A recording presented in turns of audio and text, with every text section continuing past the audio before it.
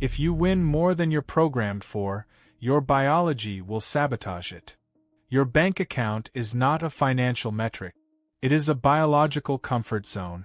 Somewhere in your subconscious architecture, programmed before you could speak, before you could reason, a set point was established. An upper limit, a temperature, and just like a thermostat maintains room temperature by triggering cooling when the heat rises, your subconscious maintains financial homeostasis by triggering sabotage when your wealth rises beyond its programmed threshold. This is the financial thermostat, a regulatory system operating below conscious awareness, maintaining the financial temperature you were conditioned to tolerate. When you exceed this temperature, the system doesn't celebrate. It panics. It interprets your success as system malfunction and initiates correction protocols. The car breaks down. The tax bill arrives. The opportunity falls through. The client leaves. Not random. Systematic. You don't have a money problem. You have a homeostasis problem. Your organism is addicted to the temperature of your current struggle. The stress, the limit, the familiar constraint. Your nervous system recognizes this as normal and will fight to maintain it. Not because you're broken, because biological systems defend their baseline. It's not personal. It's thermodynamic. Every biological system operates through homeostasis, the maintenance of stable internal conditions despite external fluctuations. Body temperature, blood pH, glucose levels, all regulated within narrow ranges. Deviation triggers automatic correction. And your financial reality? It's governed by the same principle.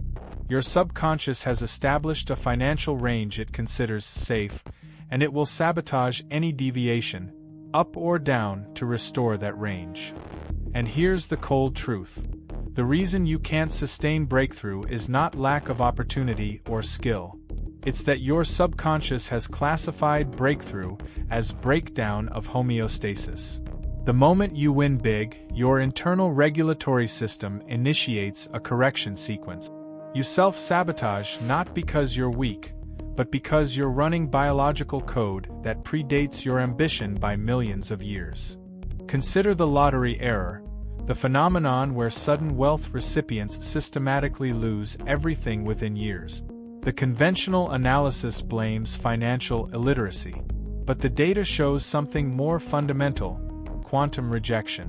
When wealth enters the system at a level that exceeds the biological set point by 100x or 1000x, the organism perceives it as a foreign pathogen and activates immune response. The body doesn't reject the organ because it's harmful. It rejects it because it's unfamiliar. And your subconscious doesn't reject wealth because it's bad. It rejects it because it's not calibrated to your internal signature. Your nervous system has been running $50,000 per year baseline for decades. When $5 million arrives, every cell screams contamination. The rejection is systematic, unconscious, and, without intervention, inevitable. This is what I call the upper limit problem, a term borrowed but redefined. When your numbers grow beyond your permission level, your nervous system doesn't celebrate. It activates threat response. You feel anxious, scattered, on edge. You interpret this as imposter syndrome or fear of failure. It's neither. It's your biology interpreting success as danger. Measure the biometrics of someone who just exceeded their financial set point and you'll see something disturbing. Their body is in distress.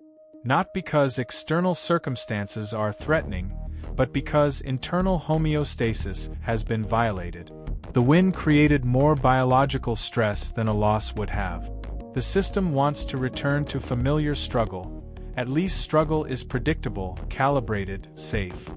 You are addicted to the temperature of your struggle, not to poverty itself, but to the specific voltage of stress your nervous system has calibrated as normal. When you exceed this voltage, when you start winning, the unfamiliarity is more disturbing than the previous limitation. Your system craves the return to known parameters. This is why you self-sabotage. Not because you hate success, but because you love homeostasis more. The pattern repeats across millions of lives with mathematical precision. Breakthrough, sabotage, return to baseline. The names change, the industries change, but the algorithm remains constant. Because it's not economic, it's biological.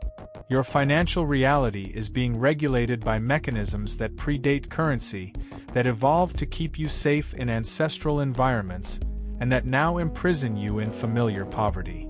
Now we discuss exploitation of the system. You cannot simply decide to have a higher set point. The thermostat doesn't respond to conscious will. But it does respond to repeated data input that mimics the target temperature. This is the overclocking protocol, forcing the hardware to operate above factory specifications by tricking the regulatory mechanisms. In computing, overclocking means running a processor above its design specifications. The chip has a factory limit, say 3.0 GHz, enforced by firmware. But through specific manipulations, you can override the governor and push the chip to 4.5 GHz.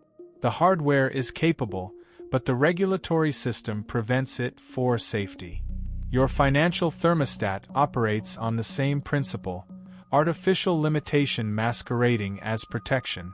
And like any firmware, it can be hacked. The first intervention, neural desensitization through cold luxury exposure. You systematically occupy high-frequency environments, 5-star hotel lobbies, elite boardrooms, luxury showrooms, until your amygdala stops flagging expensive as dangerous. This is not about consumption. This is about data input. You're feeding your nervous system proof that you can exist in high-wealth environments without dying. Survival without threat. The amygdala learns. The threat response extinguishes. You sit in the lobby of a hotel your current income cannot afford. You do nothing but exist there. Read a book, work on laptop, drink coffee. Your nervous system screams, you don't belong here. Danger. But nothing bad happens. You survive. You repeat this 3 times per week for 12 weeks. By week 8, the alarm stops firing. By week 12, this environment feels normal. You've hacked your amygdala through exposure therapy. The 5-star lobby is no longer threat, it's baseline. Second intervention, and this is where most fail. The silence of possession. You must stop celebrating wins.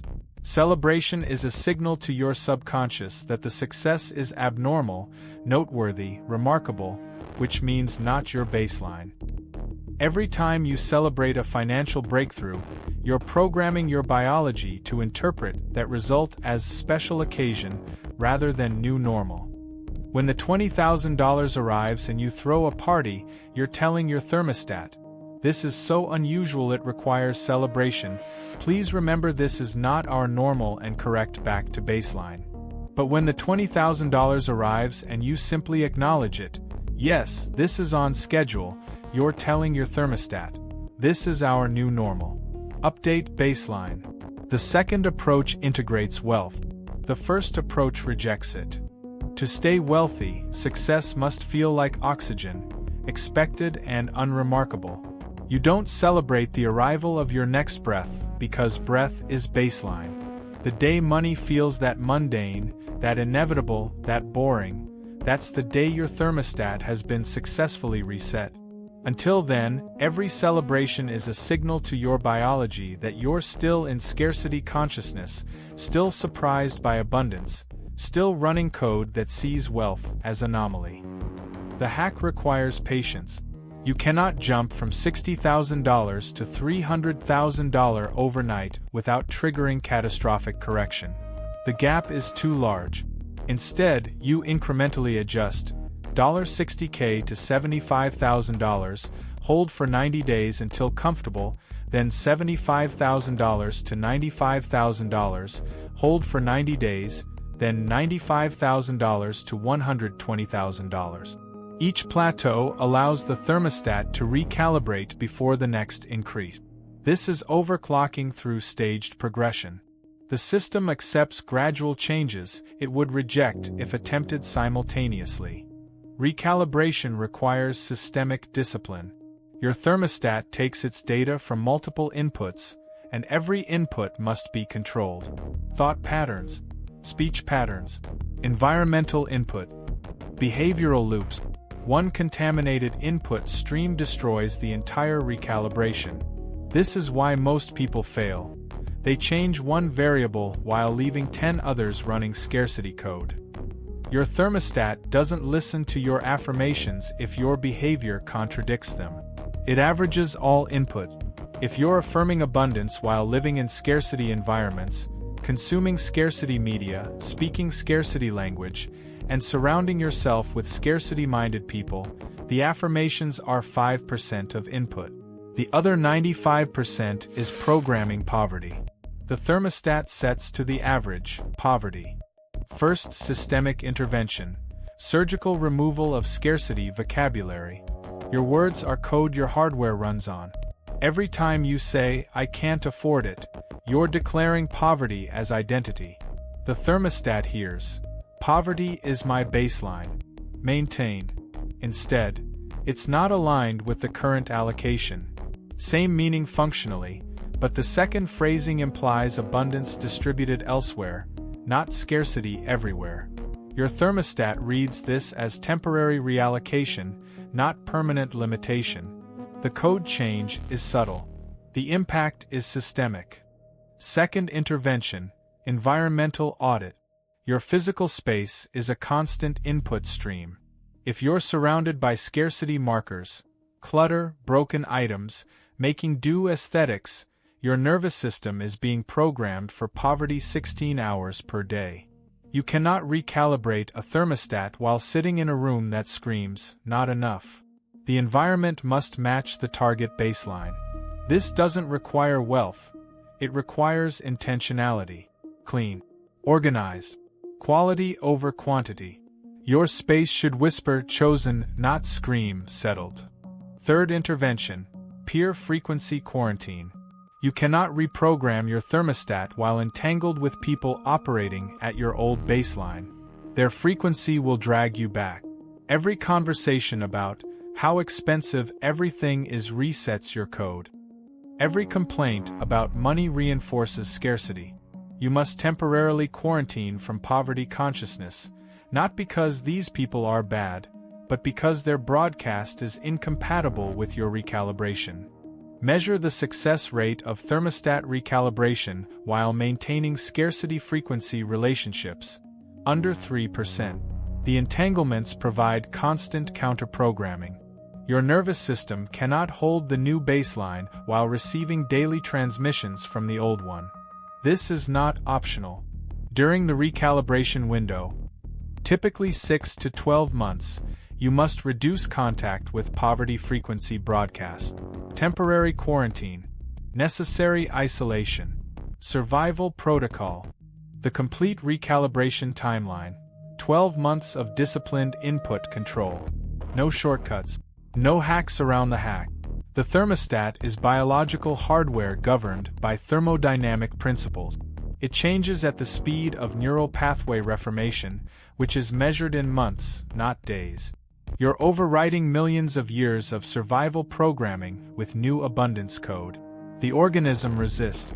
Patience and systemic discipline are not optional, they're the protocol. Your income ceiling is an illusion.